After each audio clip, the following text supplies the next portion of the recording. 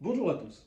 Sans doute l'avez-vous remarqué, un certain nombre de mots de la langue française sont issus du collage de deux autres mots. Si je vous dis bonjour, bah, c'est un bon, et plus loin jour, si je dis madame, si je dis portefeuille, etc., etc. Et ça paraît facile comme ça de les reconnaître. Eh bien, ça n'est pas toujours le cas, et ça pour deux raisons.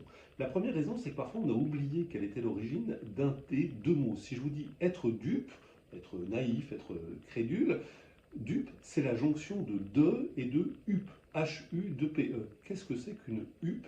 Je vous avoue que je ne le savais pas avant d'écrire l'article.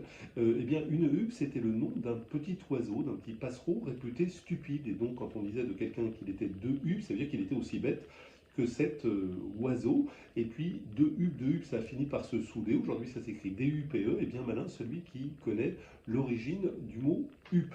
Et puis, il y a une deuxième raison, c'est que parfois on s'est trompé. J'ai déjà cité, je crois, l'exemple du lendemain.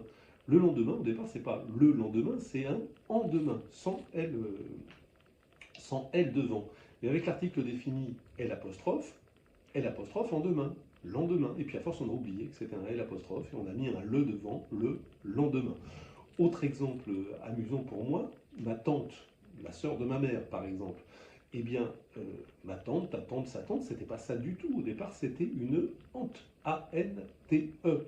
Et puis, ma hante, ta hante, tante. Et puis, on a oublié là aussi que c'était une jonction et on a rajouté un article devant. Je parle de ta tante, ce qui est un très joli pléonasme redondant, comme disait l'un de mes amis. Voilà, il y a beaucoup de mots soudés comme cela. Il y a également ce qu'on appelle des mécoupures, c'est-à-dire des mauvaises coupures, des choses qu'on a oubliées. Je cite beaucoup d'autres exemples dans la version écrite de ma lettre d'information de l'Express sur le bout des langues. Je vous renvoie notamment au mot licorne qui est une double erreur, ça m'amuse encore plus que les autres.